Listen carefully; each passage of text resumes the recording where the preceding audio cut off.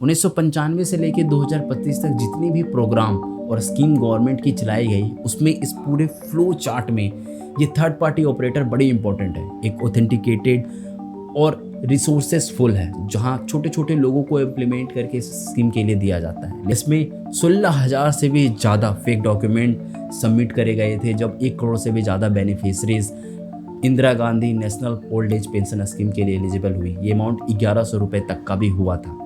Authenticated resourceful body भी कैसे government के लूप होल को ढूंढकर अपना एक अच्छा सा गरीबों के रिसोर्सेज के थ्रू मास एक्सटॉर्शंस करने को देखने को मिल रही है। वीडियो शुरू करते हैं दोस्तों।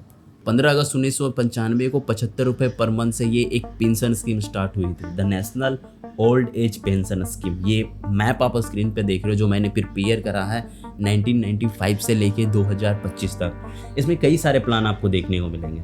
इमरजेंसी सोशल सिक्योरिटी फंड में national old age scheme, Indira Gandhi national old age scheme, जो बाद में इन्हेंस होके 2007 में 200 रुपये में आई, फिर ये 2011 में 500 रुपये पर मंथ में आ गई। सरकार ने इलेक्ट्रिसिटी, घर, पानी, क्रेडिट कार्ड लोन, ये सब भी इम्प्लीमेंट करा। एक बार आप स्क्रीन पे चार्ट मैप देखो तो इसमें सोशल सिक्योरिटी जो फंड है, इसमें गवर्नमेंट ने अपना टोटल का 40% तक कंट्रीब्यूट करा।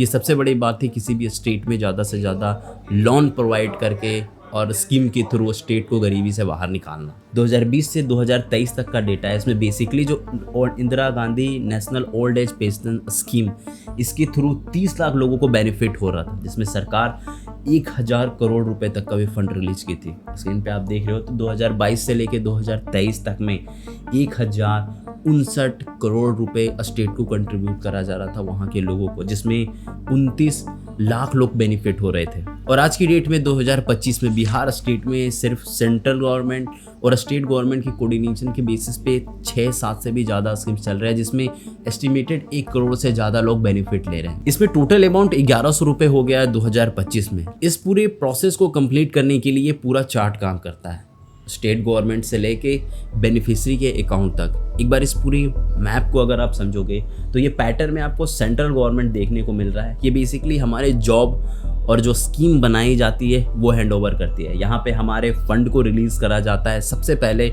जो स्टेट के वेलफेयर प्रोग्राम या फिर ट्रेजरी अकाउंट में दी जाती है। सबसे पहला हमारा प्रोसेस यहीं से ही शुरू होता है। हम बिहार की बात कर रहे हैं तो बिहार में ये 6 पेंशन स्कीम्स चलाए जाते हैं स्टेट की तरफ से। स्टेट के ट्रेजरी अकाउंट में सेंट्रल से जो पैसा ट्रांसफ़र होता है वो आता है। उसके बाद स्टेट डिस्ट्रीब्यूट शुरू करता है अपने डिफरेंट डिस्ट्रिक्ट में, और ये स्टेट गवर्नमेंट के पास वो सारे पेमेंट के शेड्यूल होते हैं। फंडिंग टाइम होता है या तो 6 मंथ या तो 3 मंथ में एक बार।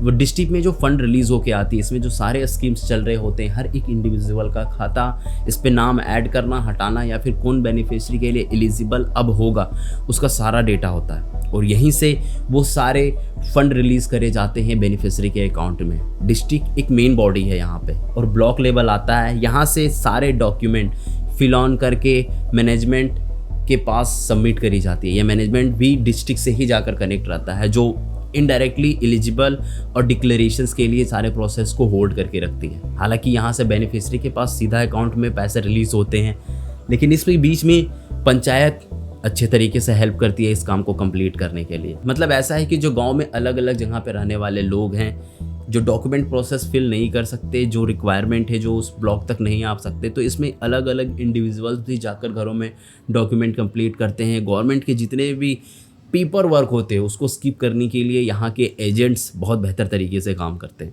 पूरे चार्ट का जो फ्लो कंप्लीट हो रहा है, इसमें लोकल डेटा एंट्री बॉडीज़ भी इम्प्लीमेंट करती है, जिसे CSC बोलते हैं, थर्ड पार्टी इम्प्लीमेंटर हो गए, या फिर VLC ऑफिसेस, जो एक्चुअली काम को आसान बनाती है और बहुत ज़्यादा गवर्नमेंट के काम में एफिशिएंसी भी दिखाती है गांव के अलग अलग एरिया में रीच करने के लिए। लेकिन सबसे बड़ा प्रॉब्लम यहीं से ही शुरू होता है। आज की डेट में बिहार में 40 स्टेट होने वाले हैं, जिसमें 38 एडमिनिस्ट्रेशन डिस्ट्रिक्ट्स हैं, और इसमें 543 ब्लॉक है। हर एक ब्लॉक में एक CSC है जो गवर्नमेंट की तरफ से दी जा रही है, लेकिन इसके बाद भी ऐसे अनलिमिटेड, अनऑथराइज और ये CSC पॉइंट्स हैं, जिससे ये डॉक्यूमेंट फिल करे जाते हैं डायरेक्ट डिस्ट्रिक्ट्स पे अपलोड करने के लिए। और यहीं पे सबसे बड़ा गेम चेंजिंग स्टार्ट हुआ।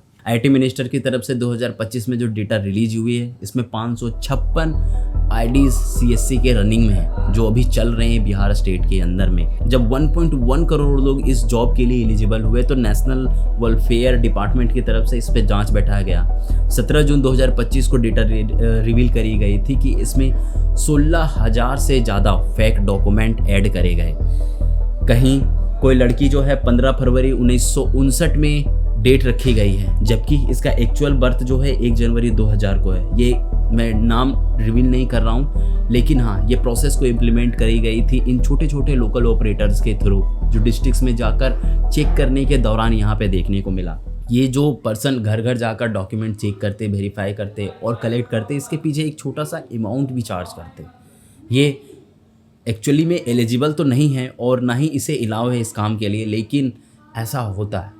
फिर ये लोग कहाँ तक अर्न कर सकते हैं? एक ऑथराइज्ड सीएससी पॉइंट जो है बेसिकली आधार कार्ड ट्रांजैक्शन पे 5 से 15 रुपया, पैन कार्ड पे 20 से 25 और password service, insurance, sale, bill payment, recharge और बैंकिंग सर्विस पे वही 5 से 20 रुपये तक के पर ट्रांजेक्शन्स पे अर्न करते हैं। अब जैसे जिनका इतना गाँव होगा, जितने लोग ट्रांजेक्शन्स के लिए आएंगे, वो पर ट्रांजेक्शन्स पे अमाउंट अर्न करते हैं। और बेसिकली ये सीएस पॉइंट भी ऐसे ही चलती है और भी थर्ड पार्टी अनऑथराइज्ड सोर्सेज भी ऐसा ही कुछ अमाउंट चार्ज करते हैं। कई बार तो घर घर जाकर भी इन लोग पेमेंट को रिलीव करवा देते हैं और लोगों को पैसा देते हैं, फिर उसके ऊपर इनका अपना पर्सनल चार्ज होता है, कई बार ज़्यादा कई बार कम। और ये अनऑथराइज्ड लोगों के लिए कोई ऐसा पर्टिकुलर सोर्स और डिफाइन अमाउंट नहीं है, पता नहीं कब किन से कितना पैसा लिया जाए। ये इतनी मास लेवल पे हेल्प कर रही है, इतने छोटे छोटे लोगों, एलिजिबल लोगों को गवर्नमेंट तक पहुंचाती है और एक छोटा सा अमाउंट चार्ज करती है।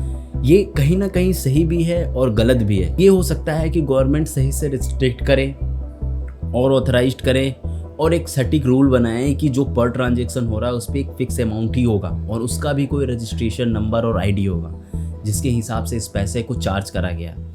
ये वीडियो में मैं इसी चीज़ को दिखाने की कोशिश कर रहा था दोस्तों कि एक्चुअली जो ये इतना बड़ा सेक्शन है, ये छोटे छोटे इंडिविजुअल्स, थर्ड पार्टी वर्कर एक बहुत बड़ा गवर्नमेंट के पेंशन स्कीम्स को डिस्ट्रीब्यूट करने का काम करती है और एक अच्छा सा मैप चलता है जिसमें बहुत बड़ा अमाउंट समय के साथ जा रहा है।